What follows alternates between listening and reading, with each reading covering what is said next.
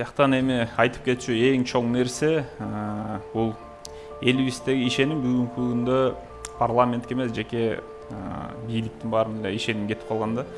Бул эмнеден? Анткени 6-чакырылыштагы депутаттардын жалаң эле бул чөнтөктүү парламент, олигархтар коррупционный схемалардын баарын түзүп, мамлекеттин эсебинен байыган инсандар да. Анакей мен буга чейин айтып келип атпаймынбы? Көпчүлүгү элечи. Азыр жаштарыбыз ишенбей, уже миграция күчөп жатат. Эмне үчүн? Алардын бүгүнкү күндө потенциалын элге ишендириш үчүн чоң бир сдвиг болуш керек да, генеральный курс болуш керек.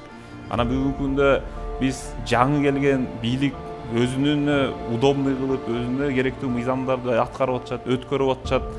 Анан кийин эми азыркы парламент 6-чакырылыштан карап отурсак, бир күндө 3 чакырылышта мыйзамдарды өткөрүп берип атышпайбы?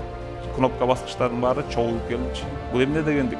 Бул Кыргызстандын келечегине балта чапкандык. Бул Кыргызстандын келечегин талкалагандыкка барабар болот да. Ошол нерсени биз токтотуш үчүн, элибизге кайра ишеним жаралыш үчүн, сөздүн ачыгы, элибиз шайлоого да барбайт. 3,5 миллион шайлоочубуз боло турган болсо, 30%, 35% келет. Калганына Кыргызстандын келечегине кайдыгер.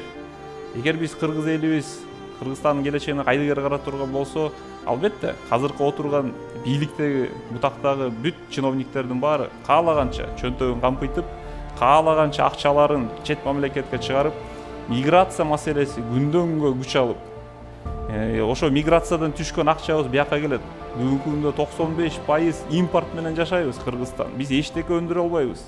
Бардыгы чыгып жатат. Келген акчабыз кайра чет мамлекеттерге кайтып кетет. Биз уже Кыргызстан мындай орусча айтмакчы, мы уже должны жить, а не существовать деп коет го. Ордо саясий партиясы номер 19. Ордо туура тандоо.